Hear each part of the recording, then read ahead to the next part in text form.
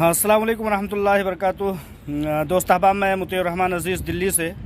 इस वक्त आप लोगों से मुखातब हूँ। जैसा कि आप लोगों को भी पता है कि इस दरमियान में कोई अदालती कार्रवाई ना होने के नाते से कोई मेरे पास ख़ास अपडेट तो नहीं है, लेकिन लोगों के फ़ोन कॉल्स और मैसेज ने मुझे इस बात पर मजबूर किया कि मैं अपना नज़रिया जो है वो इस दरमियान में पेश कर दूँ और एक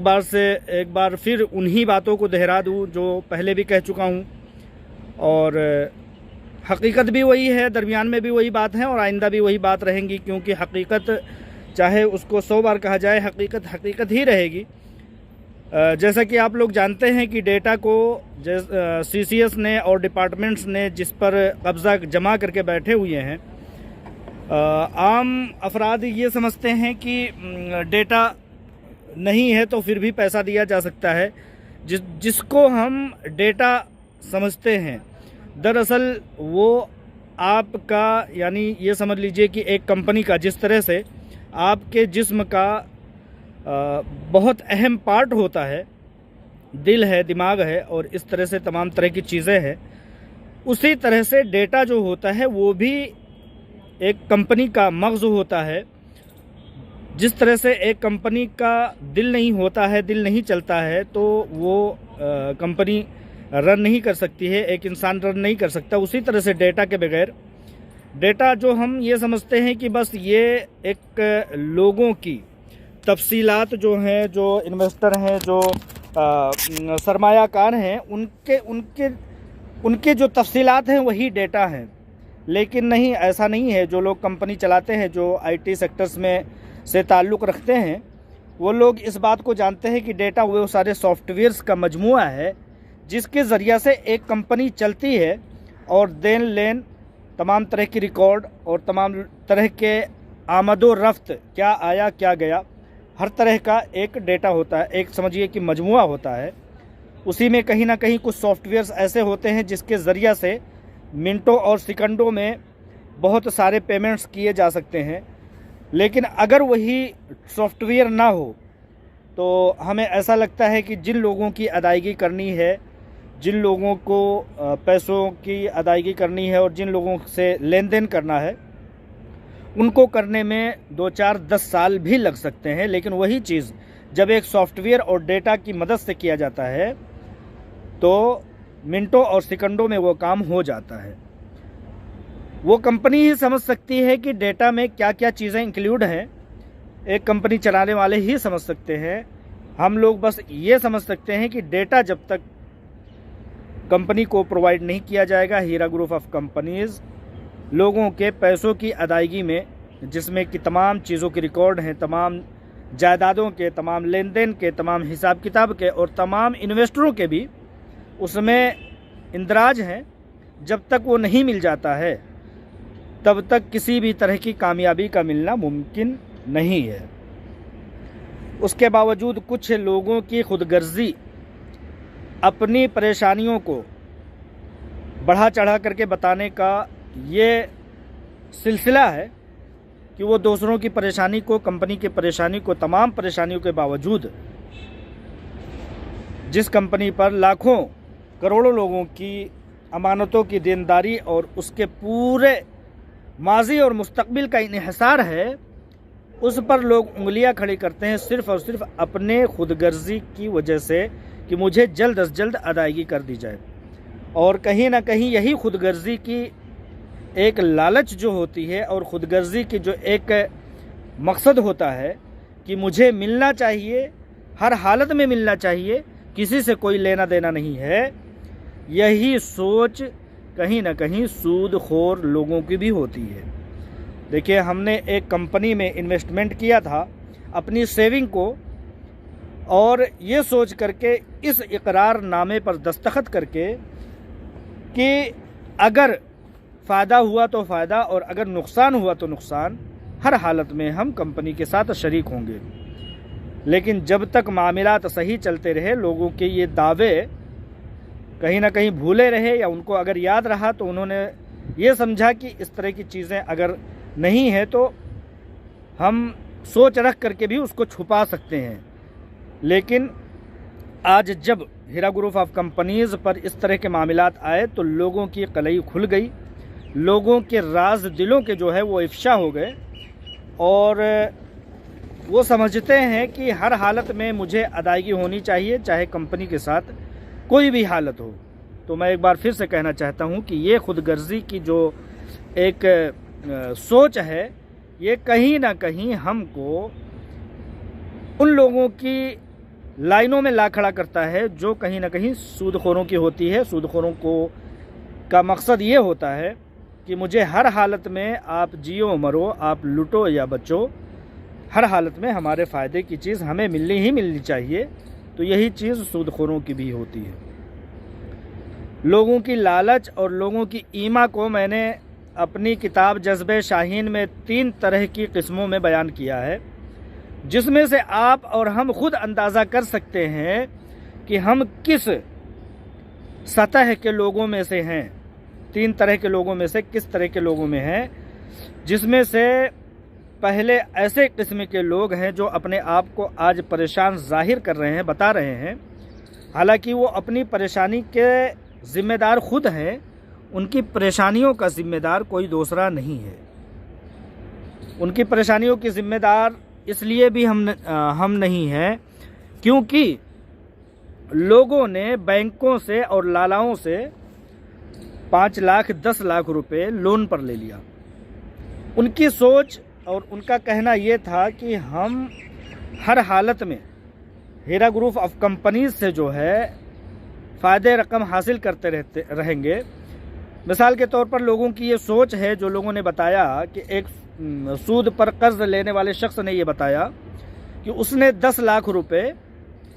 किसी बैंक से ले लिए। उसने ये सोचा था कि कंपनी से जो इस पर 10 लाख रुपए अमाउंट आएंगे वो लगभग 30,000 रुपये मोटी मोटी रकम आएगी। बैंक को उसको वापस करना होगा लगभग 10,000 रुपये पर मंथ, या समझ लीजिए कि उसकी असल रकम को लेकर के 15,000 रुपये इनकम हो रही है। 30,000 रुपये, 15,000 रुपये बैंक की अदायगी कर दी जाएगी उसके सूद की रकम के साथ, उसकी असल रकम के साथ। तो बकिया 15,000 रुपये से वो ऐश करेगा और मज़े लूटेगा। इसलिए उसने सूद उठा लिया और अपने आप को कटघरे में खड़ा कर लिया। तो उसकी जिम्मेदारी उस पर खुद आयद होती है, उस पर कंपनी का कोई दोष नहीं है। एक तरह के लोग हैं जिनकी जहनीत कहीं ना कहीं आप समझ सकते हैं कि तिजारत में लगाने वालों के पैसों की ये शक्ल होती है या किन लोगों की होती है। उन्होंने किस ईमा पर, किसके कहने पर, किसको बता करके सूद पर पैसे लिए। दूसरे वो लोगों ने अपने कंधों पर एक जिम्मेदारी उठा ली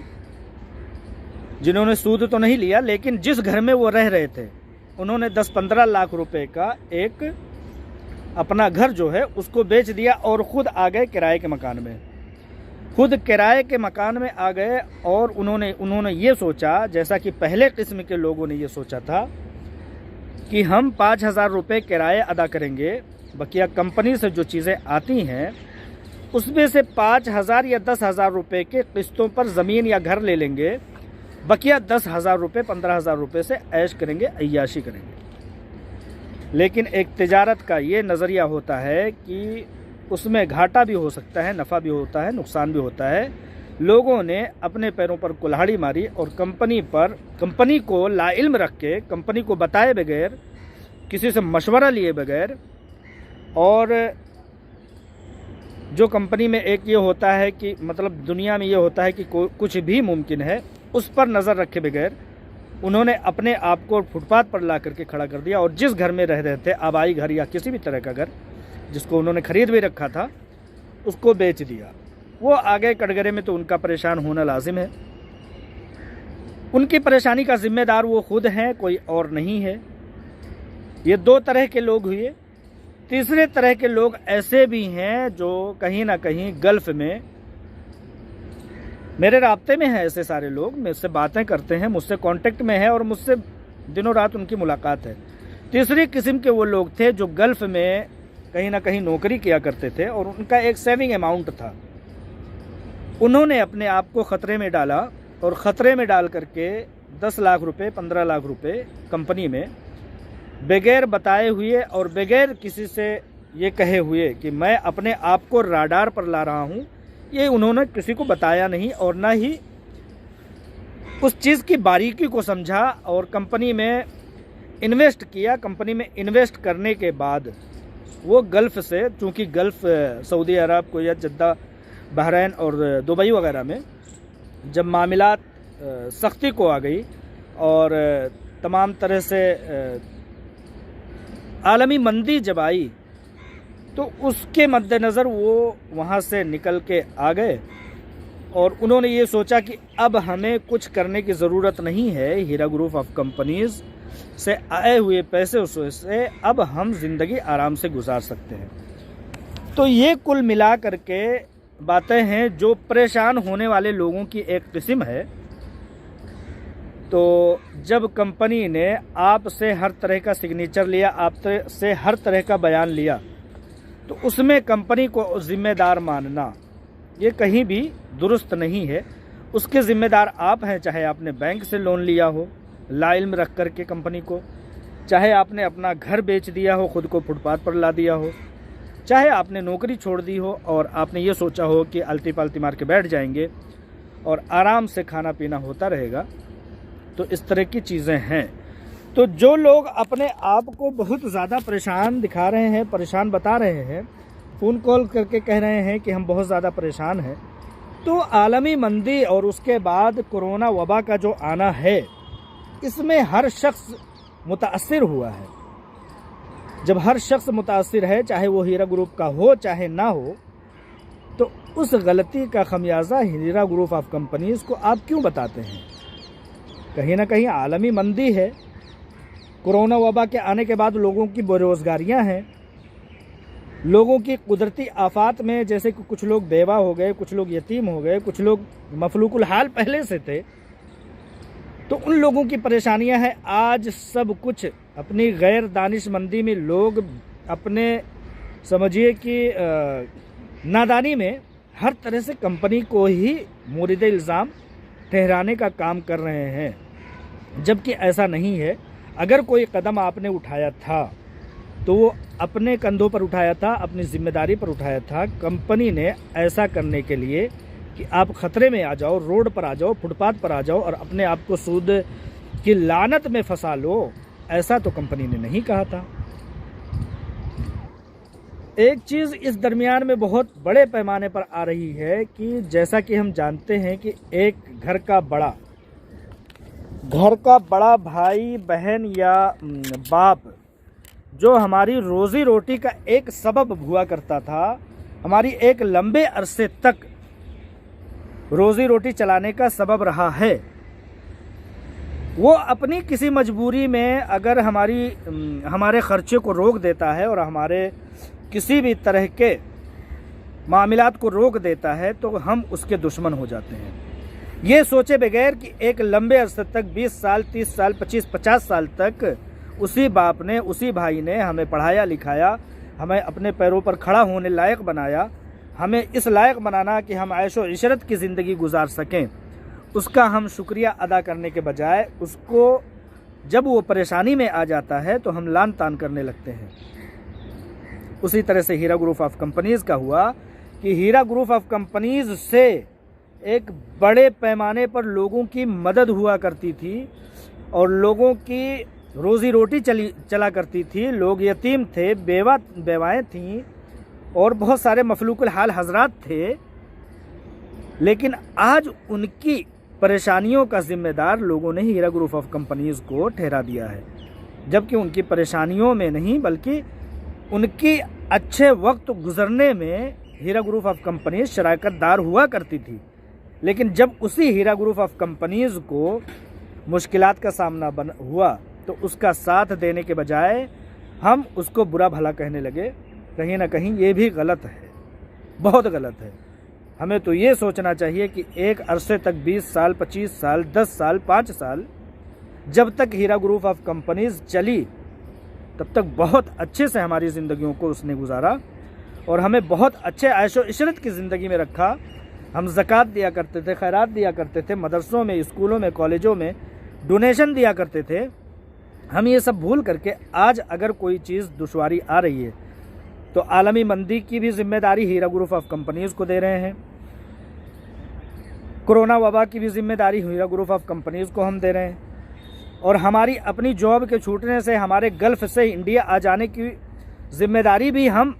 यहाँ तक कि अगर कोई सऊदी अरब में है, सऊदी अरब के कानून के मुताबिक जब से कोरोना वबा लाहिक हुआ है उस वक्त से कोई अपने देश नहीं आ पा रहा है, तो वो भी फ़ोन करके कह रहा है कि भाई साहब मैं हीरा ग्रुप ऑफ कंपनीज़ की वजह से देश नहीं आ पा रहा हूँ, जबकि ये सबको पता है कि फ़्लाइटें बंद हैं, लोगों को वीज़ा प्रोवाइड नहीं किया जा रहा है, देशों की अपनी लाइहमल अलग है, उसका भी जिम्मेदार लोग हीरा ग्रुप ऑफ कंपनीज़ को समझा रहे हैं। लिहाजा इन सब बातों को बताने का मेरा लुब्बे लुबाब ये है कि बहुत ज़्यादा समझदारी और दुआओं के साथ हम लोगों को, कंपनी हमारी परेशानी है तो ऐसा नहीं है कि कंपनी की परेशानी नहीं है। कंपनी हज़ारों करोड़ लाखों करोड़ जो है नुकसान उठा करके आपके ऊपर दोष तो नहीं दे रही है, तो फिर भाई आप क्यों दे रहे हो? कंपनी ने कभी तो ये नहीं कहा कि सैकड़ों करोड़ रुपए जो कानूनी कार्रवाई में इस दरमियान में खर्च हुई हैं उसमें सब लोग हम लोग हिस्सेदार होंगे, तो भाई आपके अपने ज़ाती परेशानियों का जिम्मेदार हीरा ग्रुप ऑफ कंपनीज़ को क्यों दे रहे हो? हीरा ग्रुप ऑफ कंपनीज़ की तिजारत अगर चल रही होती तो आज इन 3-4 सालों में लाखों करोड़ रुपए की आमदनी हो रही होती, वो आमदनी नहीं हुआ, लिहाजा नुकसान हुआ। तो कंपनी तो ये नहीं कह रही कि भाई चलो सब लोग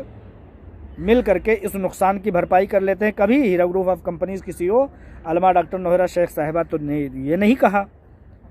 तो फिर हम अपनी परेशानियों को हीरा ग्रुप ऑफ कंपनीज़ पर क्यों मढ़ रहे हैं? ये चीज़ें भी देखने में आई हैं कि जिन लोगों ने कंटिन्यू किया है, जो कि ईमान व अक़ीदा और भरोसे के सबसे ऊंचे पैमाने पर आते हैं, उन लोगों ने भी अपनी बेसब्री का ठेकरा जो है हीरा ग्रुप ऑफ कंपनीज़ पर फोड़ दिया है।